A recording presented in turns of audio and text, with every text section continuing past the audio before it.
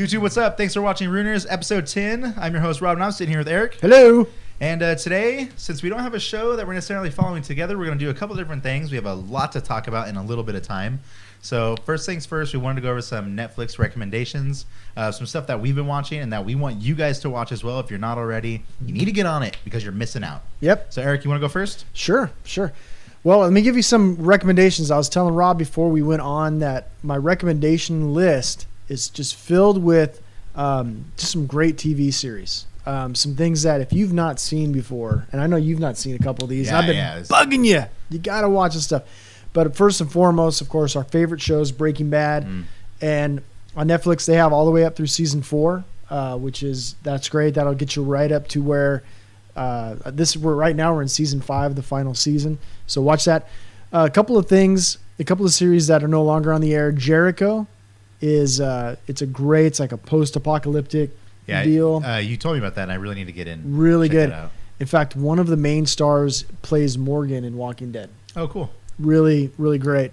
Of course, Firefly, the entire series, and then the follow-up Serenity, the movie Serenity is on there. I'm telling you, if you've not seen it, great sci-fi, good stuff.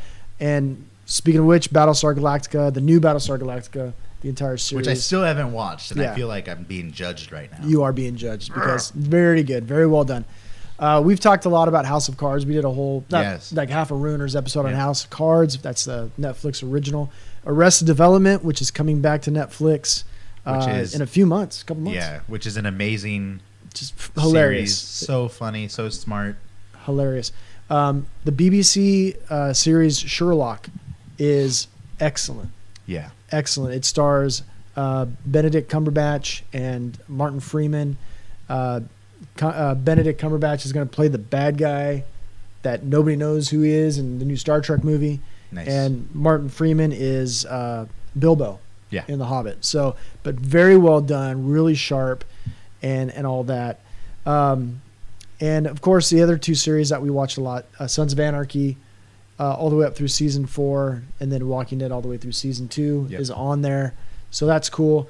A couple other recommendations though that you just really need to get on your radar is an animated feature called Batman Under the Red Hood.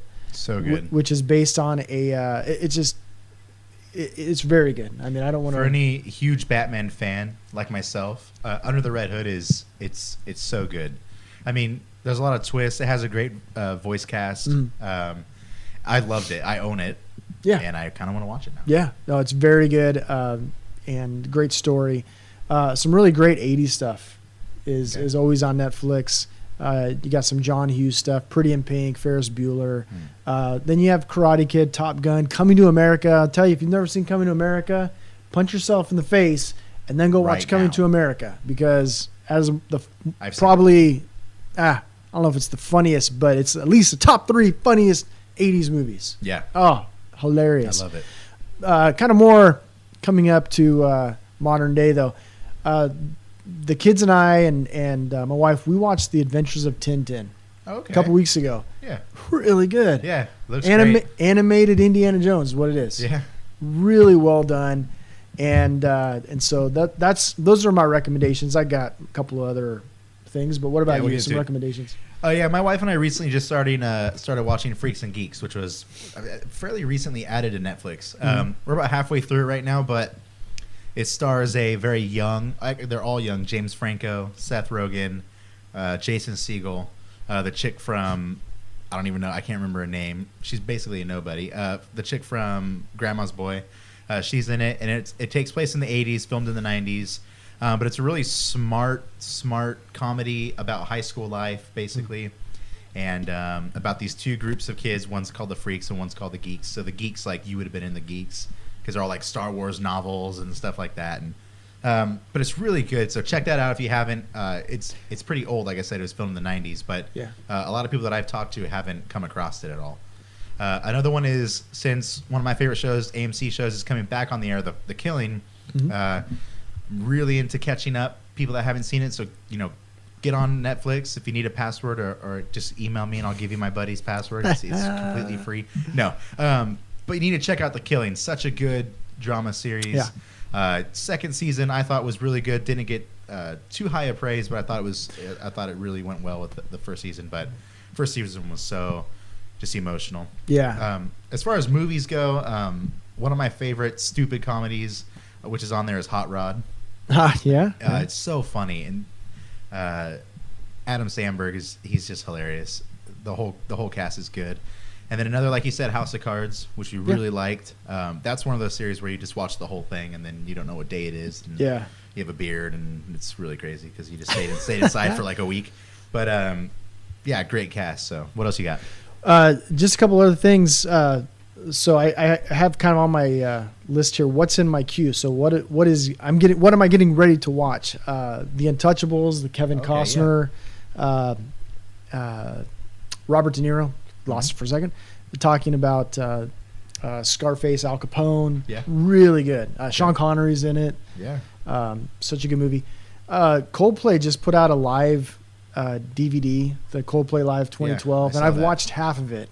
Pretty good. Really good. Yeah. I mean, there's a part in it where they get everyone comes in with a bracelet, and they have it all synced up with computers, and so the computer, like the people become the light show. Really? It is amazing. I was telling my kids, I was watching it with my oldest daughter, and I was saying that's what creativity does. It just it blows your mind and stuff.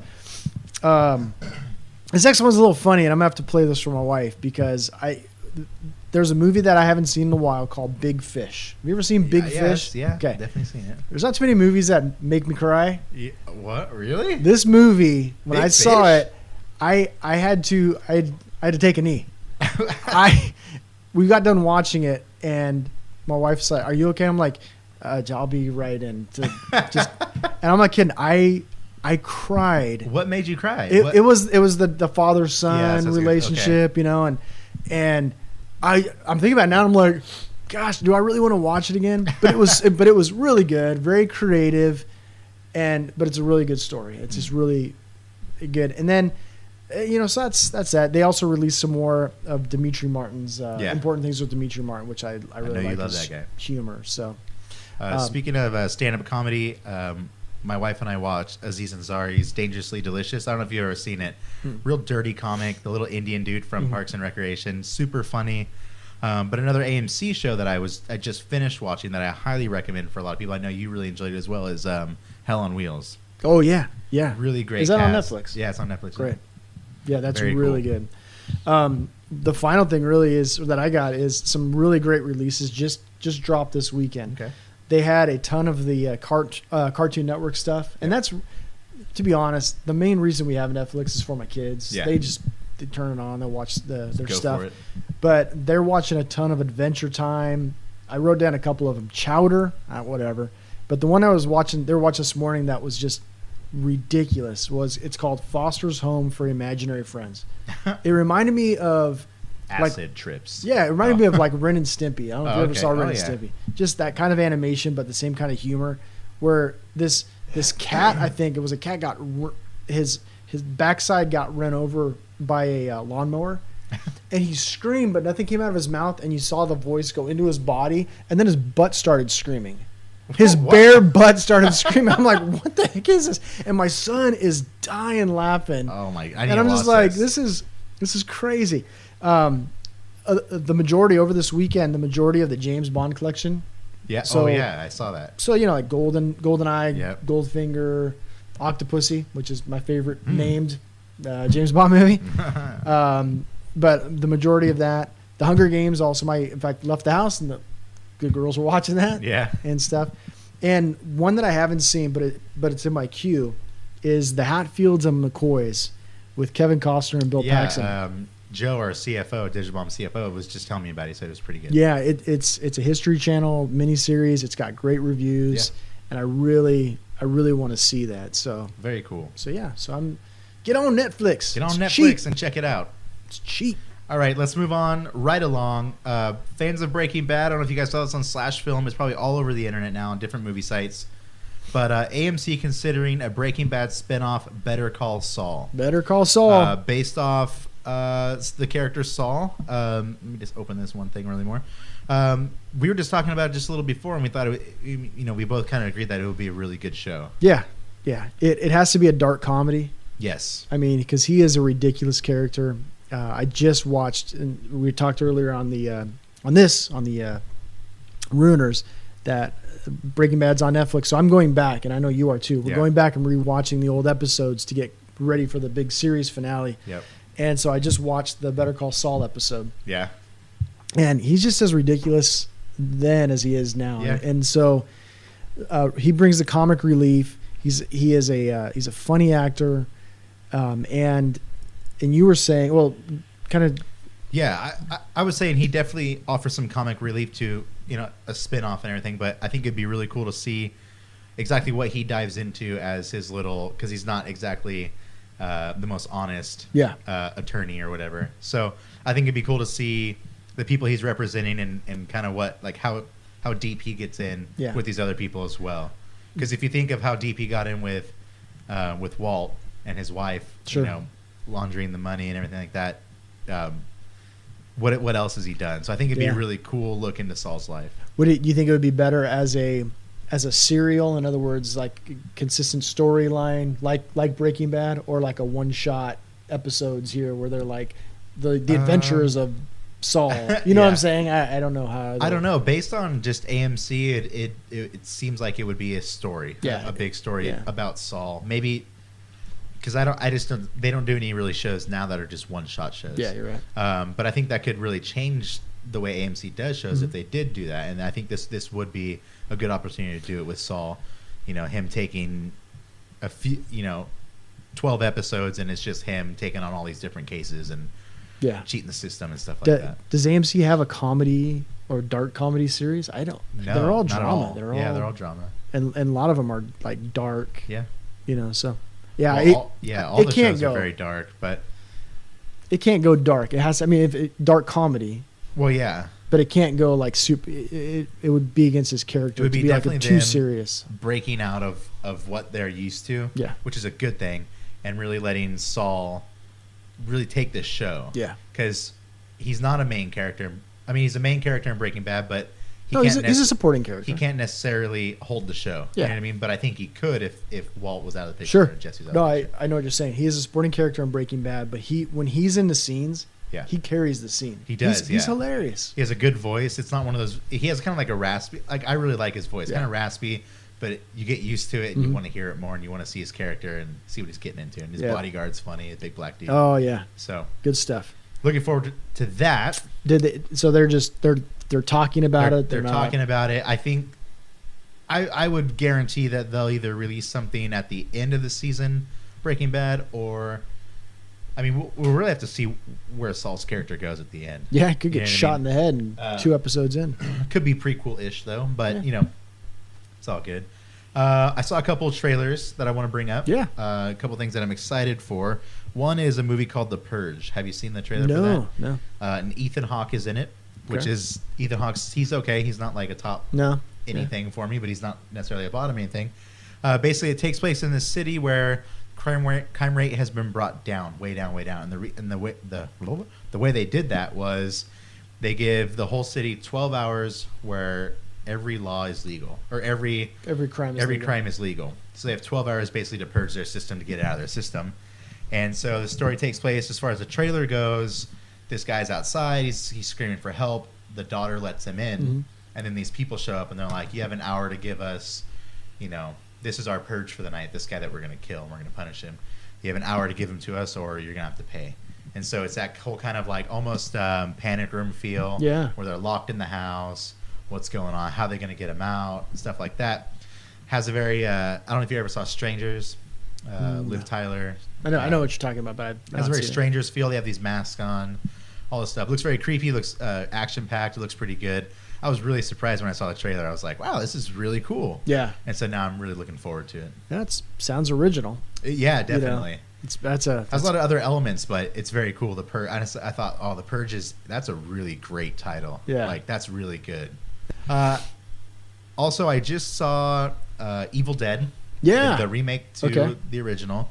And so I'm just going to give it a quick rating, quick review. My rating on the movie was a 4 out of 10. 4.5 out of 10. Wow. There's a lot of things I liked about it, a lot of things I didn't like. First, let's start with things I didn't like. I hate how in every new zombie / demon possession / ghost kind of thing, they all look the same. It's all like one style of like possession. They all look the same. I really don't like that. So this didn't like change the game in any ways. Another thing I didn't like is when the girl was possessed. Have you seen the original? Yeah. So when the girl was possessed, well, it has a different take. So this take is they bring this girl out to this house, and they're going to basically give her a detox. She's addicted to like cocaine or something, crystal meth. I don't know. Oh, maybe she got her hands blue on meth. some blue meth. Heisenberg. But so they take her out there, and she's going through her detox. So she's outside in the rain, and all of a sudden the demon enters her body. Oh, yeah. She gets dragged out into the woods, and then it really enters her body through that zing zing with like a tree root goes up there. It was really weird. Yeah, so that was weird. So that's kind of like the premise of it. They didn't show up, and the girl wasn't there already. But anyway, so while she's possessed, she like says these like random like she like cusses at him really weird. And I'm not like one that's like no cussing, but I'm like it can be tasteful, and I just didn't see it like really happening like that. You know what I mean? Yeah. So I'm not going to give any examples. I just thought the dialogue while she was a demon wasn't very scary. It was more like Child's Play-esque, where Child's Play was like, that was funny. Mm-hmm. It was just a little doll. Yeah. It was like whatever. But it was just manufactured. They really served no purpose. Yeah. Okay. Exactly. By far the goriest movie I've seen in a long time. Really? Okay. I mean, scenes where she's licking this razor blade, and then she's like, kiss me. And she just like makes out with this chick and chokes her with the blood. And like, it's really weird. And then she's like, blah, blah, blah, and they're like, me, me, me, me, the size of her tongue. And then lots of crazy stuff happens. I give it a 4 out of 5. I won't buy it. I definitely won't buy it. 4 out of 10. 4 out of 10. Yeah, definitely not 4 out of 5. Woo. 4 out of 10. Definitely won't buy it. Will not see it again. Won't get it from my online source. So I can't recommend it for the YouTube.